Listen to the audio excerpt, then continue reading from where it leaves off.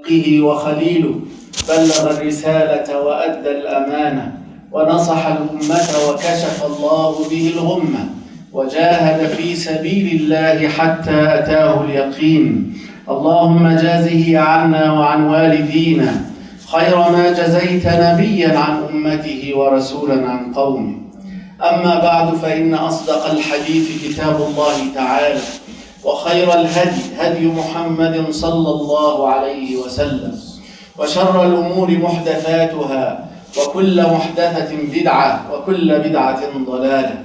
وما قل وكفى خير مما كثر وألهى، وإنما توعدون لآت وما أنتم بمعجزين.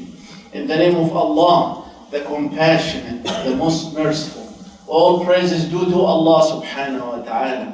We praise Him, we seek His help, we seek His guidance, and we ask His forgiveness.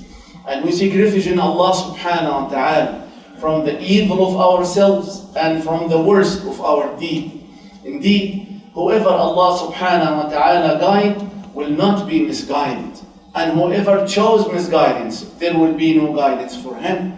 I bear witness that there is no God but Allah, and Muhammad is His messenger sallallahu alayhi wa sallam. My dear brothers and sisters, Allah subhanahu wa ta'ala يقول بسم الله الرحمن الرحيم قد جاءكم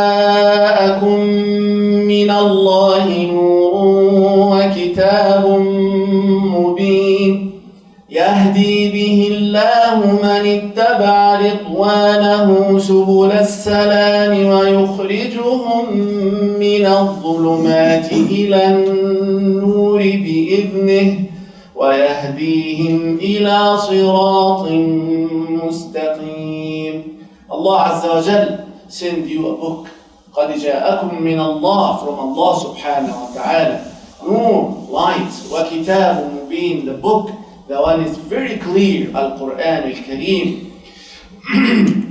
Allah subhanahu wa ta'ala promised in the ayah, He will guide those people who من اتبع رضوانه سبل السلام, the one who will follow what Allah Azza wa Jal said in His book. So if you are one of those people who follow what Allah Azza wa Jal said in His book, you are one of those people. Allah Azza wa Jal will fulfill His promise with you, and He will guide you to the straight path. سبل السلام. Not only that, and وَيُخْرِجُهُمْ مِنَ الظُّلُمَاتِ إِلَى النُّورِ, He will take them away from all the darkness to the light, and their life, it will be a perfect life. Nothing wrong with them. They will never be confused. They will never be worried. They will never have fear in their heart. Why? Because Allah subhanahu wa ta'ala gave them the light and took them away from the darkness, and Allah Azza wa Jal Himself, He put you in the straight path. And those people, they are on Siratul Mustaqim. Allah guided them to it. But you have to do what, as we mentioned that in last few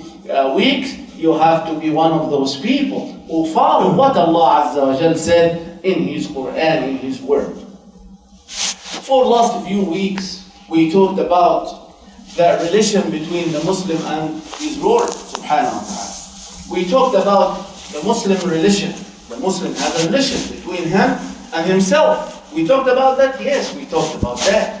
And we talked about the Muslim relation between himself and his parents. That's also a very important part in our deen. We talked about the Muslim relation between himself and his family. We started with the first part in the family, which is his wife. And then we started last week the way of the Muslim father with his children. Today, inshallah, if Allah give us life, we try to finish that part, because as I told you, to build the Muslim personality, you have to learn how the Muslim should act in every situation, with himself, with Allah, with his friends, with his neighbor, with his father, with his mother, with his children, with his relatives, with everyone. There is something in our deen saying this is the way you should do, and this is wrong, don't do it. If we do it, we will be a good Muslim. We will be a good role model for the Islam. We will be a good picture for the Muslim. But when we act right, when we follow what Allah said, when we follow Rasulullah sallallahu alayhi wa sallam footsteps. But if we try to figure it out by ourselves, you will see the Muslim nation like that. You will see a lot of bad things from their action, a lot of bad things from their word, a lot of bad things in their life. Why? Why the Muslim do that? They should not. Yes, because they are ignorant. They are not learning their deen. They are not trying to know what Allah Azza wa Jalla is telling them, what Rasulullah sallallahu alayhi wa sallam telling them. They think they are smart enough to figure it out how to live. No. Every person has to know what is right and what's wrong. Some of it is very clear. Yes, you can tell. But most of it, you need someone to tell you, this is right, this is wrong. This is what you can do, this is what you cannot. This is what you should do in this situation. And this is what you should not do in this situation. That's why Allah sent who? Prophet Muhammad sallallahu alayhi wa sallam to complete and perfect and explain to us. But we, with all of that knowledge, just live in this life with whatever happened. We act like some people in right, and we follow some people in the left, and we try to copy people. They have nothing to do with the Islam. That's why we have a problem. That's why we have too much mistakes in this ummah, my brothers and sisters. First thing we talked about last week about the Muslim father with his children. Number one, he has to show them love. As I told you, this is something, and I explained to you in detail. The father has to show his children love. When I say children, I'm not talking only about the 5 years old. No, when your son and daughter married and they have children, they still your kids as a father. And you have to show them that love as Allah Azza wa Jal commanded us, as Rasulullah sallallahu alayhi wa sallam showed us. So, number one, you have to show them. As I told you, kids, they will never understand the action only. Yes, what you do for them is a lot. Everything in their life because of you. Okay. But still, they don't understand the love until you tell them by your tongue. Until you show them the meaning of compassion and mercy and love. So you have to use your tongue, you have to use your action. We talked about this part last week. Number two, as a Muslim father, you have to understand a part. This part is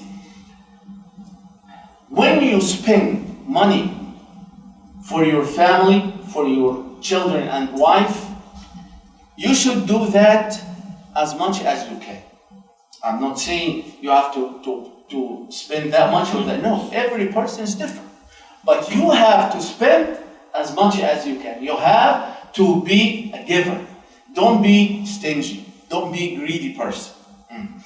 Number two, you have to let them feel you spend the money for your children, for your kids, for your family, for your household. If you have father live with you, or mother, or sister, or anybody else. So when you spend, you have to let them feel you spend that with good-hearted.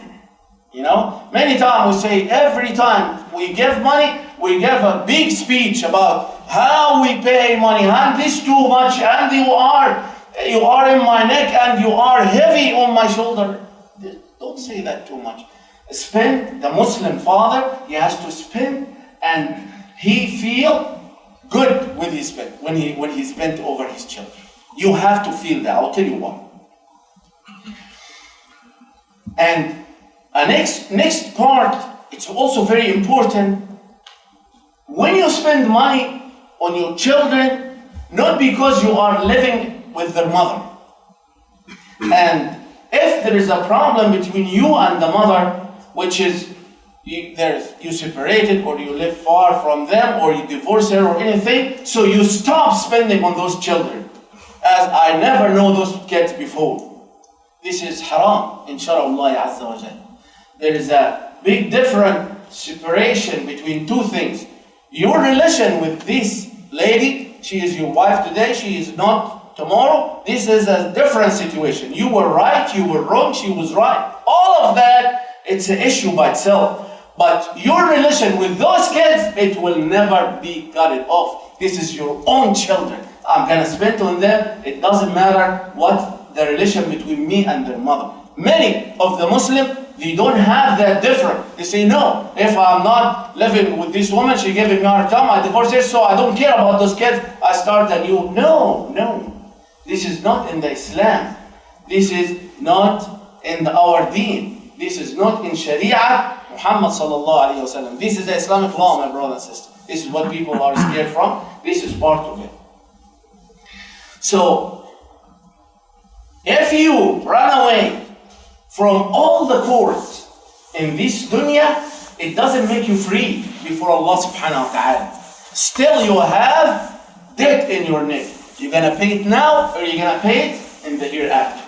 To change your address, to go a different state, to change your name, to change your hair color, all of that, it doesn't matter. Because this debt has to be paid. If you will not pay it now, you're going to pay it hardly before Allah subhanahu wa ta'ala. And in Islam, between the Muslimin, we don't know this word. Where's my father? He walked away. What does that mean? Oh, many people, they know this part in a different societies. Yes, we don't know. Where is he? I don't know. Where is my dad? And what's happened? We heard nothing about him. Just he took his pants and his shirt and his shoes and he left. We never know nothing about him.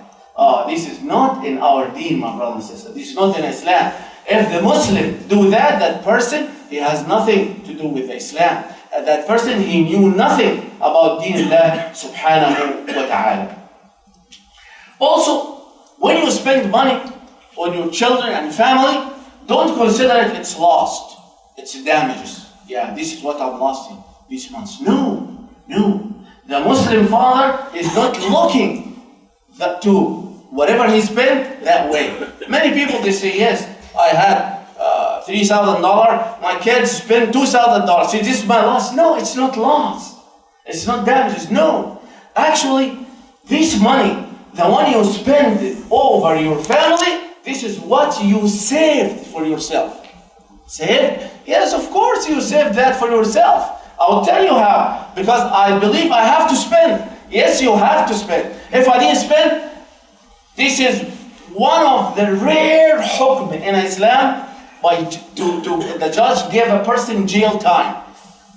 We don't believe in jail time. There is a specific punishment in Islam. Immediately, 5 minutes you are done.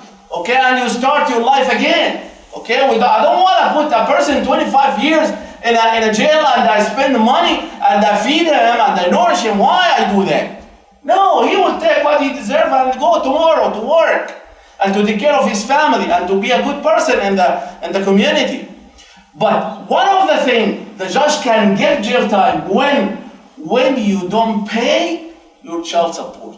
The judge will tell you, you gotta pay. No, I'm not gonna pay. Okay, put him in a jail until he changes his mind.